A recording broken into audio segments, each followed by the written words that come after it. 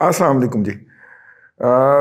آج دو تین سٹیٹمنٹس اکٹھی کر کے آج ہم بھی ذرا سیاسی کھچڑی پکانے کے موڈ میں ہیں، لیکن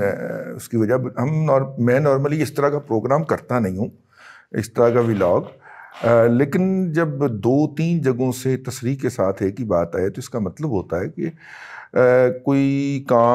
کوئی ایسا بڑا کام پڑنے لگا ہے۔ مریم نواز شریف صاحبہ اپنے صاحبزادے کے چاؤ اتارنے کے بعد اور اس کی ساری وہ رسمیں جو کہ شادی سے پہلے ہونا چاہیے تھیں یا شادی کے یا دلہن کی رخصتی کے فوراً بعد ہوتی ہیں، وہ ساری انہوں نے دوبارہ سے کیونکہ جب ان کے صاحبزادے کی شادی ہوئی تو وہ اپنے نانا کے پاس تھے لندن میں، اور وہاں پہ خاتون جو بہو ہے اس کا نکاح تو ہو گیا اور رخصتی بھی ہو گئی، لیکن جو چاؤ ہوتے ہیں وہ تو ماں نے کرنے ہوتے ہیں نا یار، ماں کا واحد بیٹا ہے اور اس کی شادی ہے تو تو اس نے کرنے ہیں۔ اس کے اوپر بہت سارے لوگوں کو خام خواہ کی چپ چڑھ رہی تھی، مطلب کہ میں نے وہ فکرہ کیا تھا اور کافی زیادہ ٹویٹ وہ گھوما، تو میں نے کہا کہ کسی کی بھی شادی ہو، کسی کی بھی، وہ دیکھیں نا ہماری بیٹی جو ہے صاحبزادی لاہور کی بہو بنی ہے زرداری صاحب کی، تو اس وقت بھی ایک مخلوق تھی اور اب بھی ایک مخلوق ہے کہ وہ ہر شادی کے اوپر تمبو کے باہر بیٹھ کے نا تو سر نکال رہے ہوتے ہیں۔ اس مہذب زبان میں یہی کہا جا سکتا ہے، ٹھیک ہے، اگرچہ میں اس طرح کے موضوعات پہ زیادہ مہذب رہتا نہیں ہوں، لیکن وہ سر نکال رہی ہوتی ہے باہر بیٹھ کے نا تمبو کے، اور اس لیے یہ وہ پتہ نہیں اس مخلوق کے اللہ تبارک و تعالیٰ نے اہل پاکستان کو یہ مخلوق عطا کی ہے، اندرون ملک اور بیرون ملک قوم کے پیسوں کے اوپر ان کا کام ہے کہ وہ اس طرح کی ہر شادی کے موقع کے اوپر شور مچائے اور جو ہے وہ سر نکالے۔ پھر انہوں نے نکالے جی، وہ جتنے دن وہ بیچاری اپنے ماں جو ہے، وہ ماں کی مامتا جو ہے، وہ اپنے بیٹے کی رسمیں کرتی رہی، اس کے شگن مناتی رہی، شگن ہم اس کو اردو میں کہہ لیں لیکن پنجابی میں اس کو شگن کہتے ہیں، وہ سگن جو مناتی رہی ہے اپنے بیٹے کے، اتنی دیر وہ مخلوق جو ہے وہ سوشل میڈیا پہ بیٹھ کے سر نکالتی رہی ہے۔ تو خیر یہ تو ایک جملہ متضاد تھا۔ آج وہ پہلی دفعہ میدان میں اتری، میدان میں کیا اتنی پیشی تھی ان کی، اور انہوں نے سیلیبریٹ کر لیا تھا۔ پہلی بات تو یہ ہے کہ زرداری صاحب نے گزشتہ دنوں ایک خطاب کیا اپنے جو ہے وہ حلقے کے اندر، اور انہوں نے اس میں کہا کہ اسٹیبلشمنٹ اب ہم سے مدد مانگ رہی ہے، اور وہ واحد حل اس کا یہ ہے کہ پہلے آپ اس کو نکالیں۔ وہ آپ نے وہ محاورہ تو سنا ہوگا، حکایت تو سنی ہوگی، وہ جو پنجابی کے اندر ہے کہ وہ ایک مخلوق جو ہے وہ کنویں میں گر گئی تھی، تو مولوی صاحب نے کہا تھا کہ کنواں پاک کرنے کا طریقہ یہ ہے کہ اس میں سے یہ نکالیں، جب اس میں سے اتنے جو بوکے ہوتے ہیں، وہ کیا پنجابی میں ہم اس کو کہتے ہیں، وہ پانی کے نکالیں تو کنواں پاک ہو جائے گا۔ تو انہوں نے پانی کے کنویں نکال کے کہا کہ جی اب کنواں پاک ہو گیا ہے، تو انہوں نے کہا کہ وہ جو مخلوق گری تھی وہ تو آپ نے نکالی نہیں ہے، تو کنواں کیسے پاک ہو سکتا ہے؟ اب یہاں پہ کچھ احباب جو ہیں وہ بہت قریب سے ہیں، وہ کہتے ہیں کہ کنواں ایک نہیں دو نے، تو اب مطالبہ جاری ہے کہ وہ آپ اپنے کنویں میں سے وہ مخلوق نکالیں، ہم اپنے کنویں میں سے مخلوق نکال دیں۔ اچھا جی، تو اس پہ میرا سوال تھا فی البدیہہ کہ پایا انہوں نے تو اپنے کنویں میں جو مخلوق کاٹ دیتی ہے، تو وہ یہ کہتے ہیں کہ نہیں، سیاسی کنواں جو ہے آپ کا ہے تو آپ نکالیں۔ تو وہ ادھر سے یہ جواب جاتا ہے جی یہ مخلوق ہم نے نہیں گرائی تھی، یہ آپ نے گرائی تھی، اب آپ اس کو نکالیں۔ بہت بڑی بات ہے، حقائق کے اندر، عقائد کے اندر میں کہہ گیا ہوں، سمجھا کریں، اور آپ بھی حقائد کے اندر سمجھ لیں، ٹھیک ہے؟ کنواں ایک نہیں ہے، کنویں دو ہیں۔ تو وہ کہتے ہیں جی ہم اپنی مخلوق نکال چکے ہیں، اب آپ اپنی مخلوق نکالیں، ٹھیک ہے؟ یہ کہتے ہیں نہیں ساڈے کنویں وچ بھی تسی مخلوق سٹی سی ہے، تسی کڈو، ٹھیک؟ یہ بڑی امپورٹنٹ بات ہے۔ تو خیر زرداری صاحب نے کہا کہ اب آپ جو ہیں وہ گند مچا لیتے ہیں اور جب پھنس جاتے ہیں تو ہمیں کہتے ہیں کہ ہمیں اس میں سے نکالیں۔ ابھی اس بیان کو ایک دن گزرا تھا اور اس کے اوپر مختلف تبصرہ آرائیاں جاری تھیں، اور اس کے بعد جو ہے پھر انہوں نے یہی بات جو تھی تقریباً یہی بات جناب شاہد خاقان عباسی صاحب نے ایک جگہ کے اوپر میڈیا ٹاک کرتے ہوئے یہ بات کہی کہ اب ہم سے اس معاملے سے باہر نکلنے کے لیے ریسکیو کے لیے کہا جا رہا ہے، مدد مانگی جا رہی ہے۔ اب جو بات ایک دن پہلے زرداری صاحب کہہ چکے تھے، وہی بات جو ہے وہ جناب حضرت قبلہ شاہد خاقان عباسی صاحب کے منہ سے ادا ہو جانا، یہ کوئی حادثہ جسے کہنا چاہیے حادثہ نہیں ہے، ٹھیک ہے، یا یہ کوئی جو ہے وہ نہیں ہے۔ اب ان دونوں بیانات کا ایک پریشر، اور اس پریشر کا کسی کے اوپر دباؤ، اور لوگ کہہ رہے ہیں کہ جناب کے پی کے الیکشن کے حوالے سے جناب عمران خان صاحب نے جو ٹویٹ کیا ہے اور انہوں نے کہا حسب سابق حسب توفیق، میرے خیال یہ محاورہ ہے میاں والی کے اندر کہ اب میں اس کا خود جائزہ لوں گا، میں اس کی خود نگرانی کروں گا، یہ وہ محاورتاً بولتے ہیں، ایکچولی نہیں بولتے۔ وہ ایکچولی بولتے ہوں تو اس کا مطلب کچھ اور ہو، مطلب کیونکہ وہ جب بھی یہ کہتے ہیں کہ میں اس کا نوٹس لیتا ہوں تو اس کے بعد اس معاملے کا بیڑا ہی غرق ہو جاتا ہے۔ ساہیوال کے قتل عام کا نوٹس لیا انہوں نے کہ میں بس جا رہا ہوں اور واپس آ کے میں اس کو دیکھتا ہوں اور میں اس کو ملزموں کو انجام تک پہنچاؤں گا۔ پھر سارے ملزم نہ کے باعزت طور پہ بری ہو گئے عدالتوں سے، بلکہ انہوں نے ہی اس کی فیملی کو بلا کے انفلوئنس کیا، پریشر ڈالا اور ان کو کچھ پیسے ویسے دے دلا کے چپ چپا کرا دیا، اور وہ یوں سارے گواہ بیٹھ گئے۔ اور مزے کی بات میں آپ کو بتاؤں، ہائی کورٹ نے پچھلے دنوں نوٹس لیا اس معاملے کا، انہوں نے کہا ایک قتل ہوئے تھے سرے عام سڑک کے اوپر ہوئے تھے، ویڈیوز بنی ہیں اس کی، آپ کہتے ہیں گواہ بیٹھ گئے ہیں، ٹھیک ہے۔ عدالت نے اس طرح کی 2-4 آبزرویشن دی، وہ عدالت ہی توڑ دی گئی ہے۔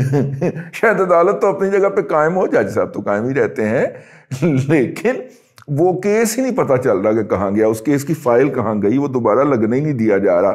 ظاہر ہے کہ جنہوں نے یہ حرکت کی تھی اور جن کا یہ غلطہ ہے، انہوں نے تو اپنی غلطی کبھی نہیں مانی، بہرحال سمجھ اب گئے نا، تو انہوں نے تو اپنی غلطی نہ پہلے مانی ہے کبھی، نہ اب ماننی تھی۔ تو یہ جج کی جرت کیسے ہو گئی کہ یہ جو ہم نے ڈھکوسلا کیا ہے، اس ڈھکوسلے کے ذریعے ہم نے سارا وہ کام کیا ہے، تو اس کو وہ کوشچن کرنے لگا، لہٰذا وہ فائل ہی غائب کر دی تھی۔ جج صاحب تو غائب نہیں کر سکتے سن، بینچ غائب کر دیا۔ یہ پرانا طریقہ واردات ہے۔ جیسے سیٹھ وقار صاحب جو تھے، وقار سیٹھ صاحب جو تھے، ان کی وہ جو فیصلہ تھا مشرف والا، اغلوں نے انکانسٹیٹیوشنلی اللیگلی نہ صرف کہ وہ فیصلہ سبسائڈ کروایا، بلکہ وہ قانون ہی،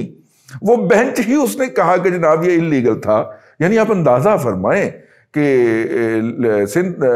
پشاور ہائی کورٹ کا فیصلہ لاہور ہائی کورٹ میں بیٹھ کے نل اینڈ وائڈ کروایا گیا۔ چونکہ ججمنٹ آ چکی ہے، اس لیے اپنا جو ہے وہ زبان کھولنے لگا ہوں، تو وہ پھر جج صاحبان کو بھی اس کا فروٹس ملے نا، مطلب نہیں ٹھیک ہے۔ وہ عازم اسلام آباد ہو گئے، میرا خیال شاید یہ ہونے والے ہیں، کوئی اس طرح کا مسئلہ۔ تو خیر یہ تو خیر اس کے اندر آ گیا، لیکن یہ 2 مختلف پارٹیاں اور 2 بڑی پارٹیاں جو ہیں، بڑے صوبوں کی پارٹیاں، ایک لاہور سے، پنجاب سے، اور ایک جو ہے وہ سندھ سے، دونوں نے کے لیڈروں نے ایک ہی وقت میں ایک ہی بات کہی ہے، اور یہ اس کا مطلب ہے کہ کہیں کوئی رابطے شابطے یا کہیں کوئی پیغام رسانی وغیرہ ہو رہی ہے۔